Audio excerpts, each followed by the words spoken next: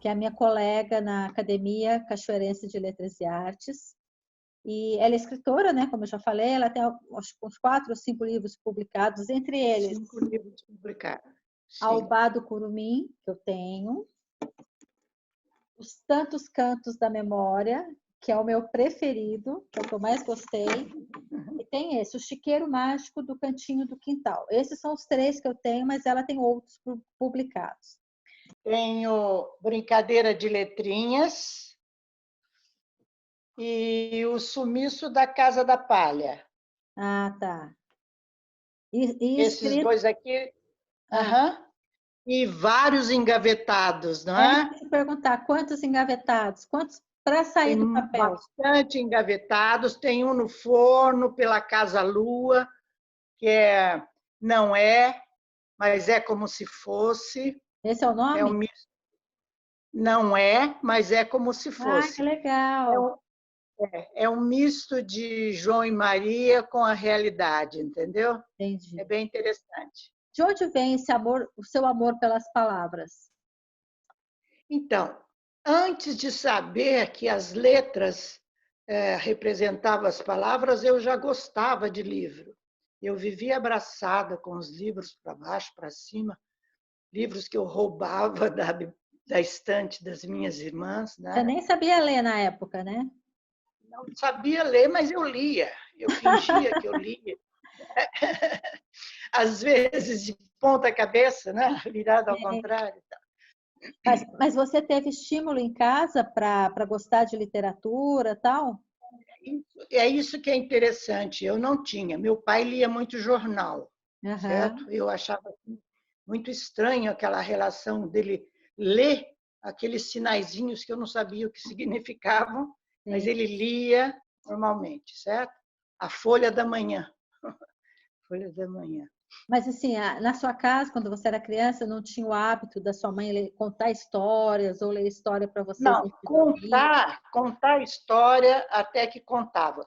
Mas quem mais me contava história eram os empregados, os andarilhos que meu pai colocava às vezes na casinha do quintal para tomar um banho, uma coisa assim. Eles, à noite a gente se reunia lá e eles contavam os causos. Sim. E isso aí ficou muito na minha memória, né? Causa de índio, causa de negros, bem interessante mesmo. Então, inclusive, é, na biografia que eu coloquei da Ubá do Curumim, eu falava que eu já era apaixonada pelos índios, porque um preto velho que tinha lá, que ficou mais tempo em casa, ele contava histórias Entendi. de índio, e eu ficava assim, imaginando como seriam aqueles índios, porque o meu quintal era bem grande,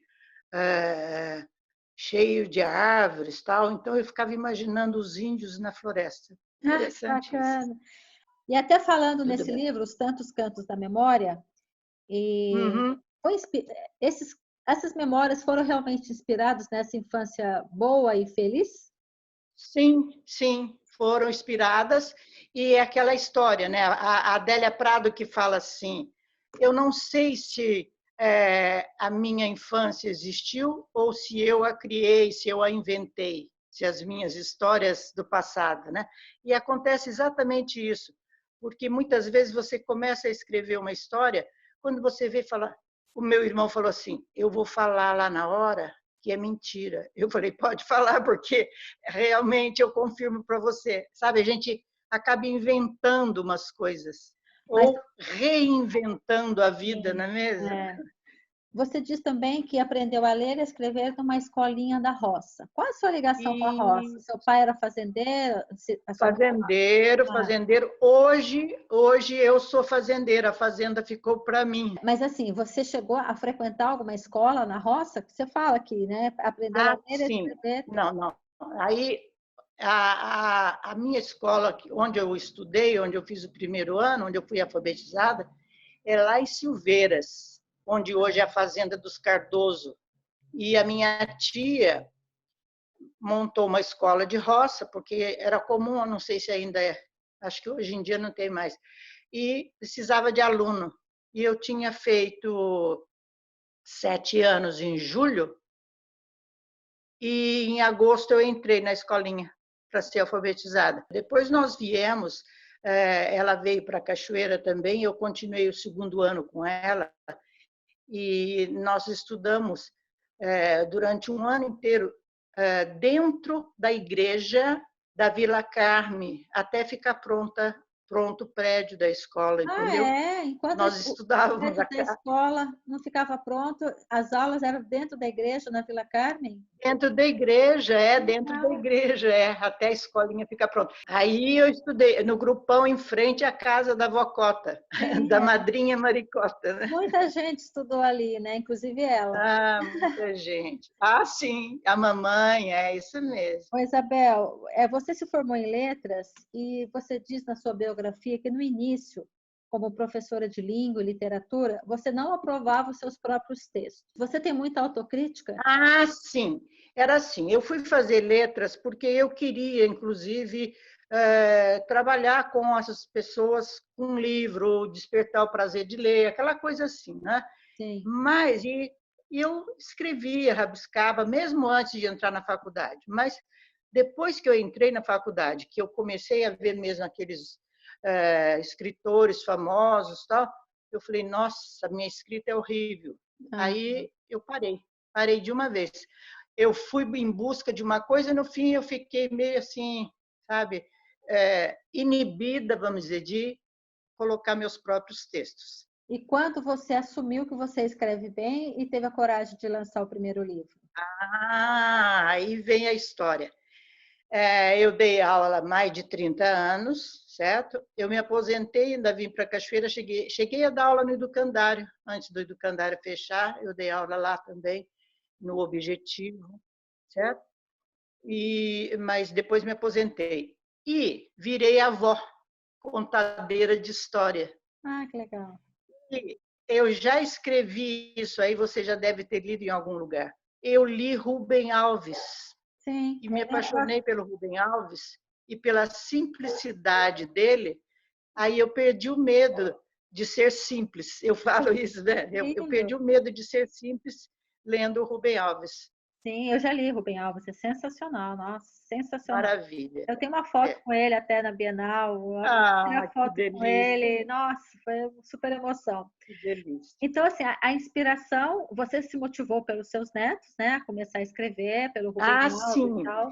E eu tenho um caderninho que eu tenho assim vários começos das minhas histórias, eu que não ia para frente. Aí foi muito interessante, porque depois que eu perdi esse medo, sei lá, de ser simples, de botar para fora mesmo, foi depois que eu virei avó e contadeira de histórias. Ah, Eu tenho um livro aqui, bem artesanal, que foi baseado bem nos netos, e eles que ilustraram, certo? o texto é Chama-se seu. Alegria Colorida. E ele é um livrinho bem artesanal. E foi o primeiro que eu escrevi, nem falei que editei nada, porque ele é bem simplesinho. Mas foi justamente isso que eu dei continuidade a muitas histórias que estavam paradas, Cláudia. De uma hora para outra, assim, deu, sabe? Que legal. Era talvez aquele medo, aquela crítica, né? Uma Sim. autocrítica que eu fazia com os meus textos, perdi. Eu falei, vamos lá. Porque uma Graças, vez, graças ao Rubem Alves, certo? graças ao Rubem Alves também, justamente. Deixa eu te perguntar agora sobre o hábito de ler do brasileiro, né? O meu pai, que é escritor também, ele sempre fala, mais do que comprar meu livro, eu quero que a pessoa leia o meu livro. Porque às vezes Leia, a pessoa vai no evento, prestigia, compra o livro do autor, tal, mas não lê. Então você e acha é justamente. que o brasileiro lê pouco, o cachoeirense lê menos ainda os autores locais? Qual é o motivo disso? Não, não sei, viu? Não valoriza mesmo. E eu tenho uma coisa muito assim séria para falar, porque eu durante o meu período escolar eu não tive um professor assim que me, sabe assim, me mostrasse que a leitura era importante. que eu lembro, porque fica na memória da gente, né, essas coisas. Não, e tem uma coisa muito interessante, porque eu sempre fui boa aluna tal, e fui prestar o vestibular na USP. E aí saí do vestibular feliz da vida, porque eu gostava, eu tive uma professora, essa sim, uma professora muito boa lá no Instituto de Educação, Dona Santa, que me ensinou muito latim. Eu sabia muito latim. E eu saí do vestibular, conversando com o professor do cursinho, falei para ele, me lembro o nome dele até, Manuel. Manuel, eu fiz uma redação razoavelmente boa. Ah, qual foi o tema? E eu me lembro do tema até. Qual é o tema? Mas, então, é mais útil o arado no campo do que a espada no combate. Nossa! Porque o trauma foi, Isso o foi trauma tema foi de muito redação de grande. vestibular. Só a redação. Não tinha uma pergunta de nada, era só a Era só redação. redação, tá? Então, nesse ano, né, lógico. Sim. Então, eu falei para o Manuel, Manuel, eu estou muito feliz, eu citei o Horácio até, eu tive uma frase em latim, eu citei Horácio. Aí ele falou assim, você fez a maior loucura da sua vida. Não esqueço até hoje, olha quanto tempo faz isso, Cláudia. Só de formado, eu já tenho mais de 50 anos de formado. E ele falou, porque o Silveira Bueno, que vai corrigir as redações, ele detesta citação. Nossa. Aí pronto. Aí foi, não, é verdade, eu fui bem nas outras matérias, tirei nota boa nas outras matérias, e tirei 2 na redação. E eu, que era toda metida, menina, repeti, não entrei na USP, e aí por isso que eu não quis mais fazer a USP, eu fui fazer a PUC. Aí prestei vestibular na PUC e acabei me formando lá, muito bem, graças a Deus, muito bom. E foi até bom, sabe, porque foi uma época barra pesada. Eu fui quase contemporânea do Fernando Henrique, quase. Por que quase? Ele era mais velho? Ele é mais velho, né? Que você. Ele era mais velho. Então, ele era mais velho e ele já tinha saído de lá, eu não cheguei a ter contato com ele. E foi na época, porque a Maria Antônia era ali perto do Mackenzie, né? Tem a Rua Maria Foi numa Antônia. época brava. Eu me formei em 64, Cláudia. Eu me Época da formei em ditadura. 64. A minha mãe morria de medo, porque eu era meia revolucionária. Você era Mas revolucionária? eu era meio diferente, era assim, era de participar um pouco, mas foi bom até que eu não fiquei na Maria, chamava Maria Antônia a USP A na rua, época, né, chama gente? até hoje. O nome da rua é Maria Na Antônia, é o Rua Maria mesmo Antônia. nome, não mudou o nome.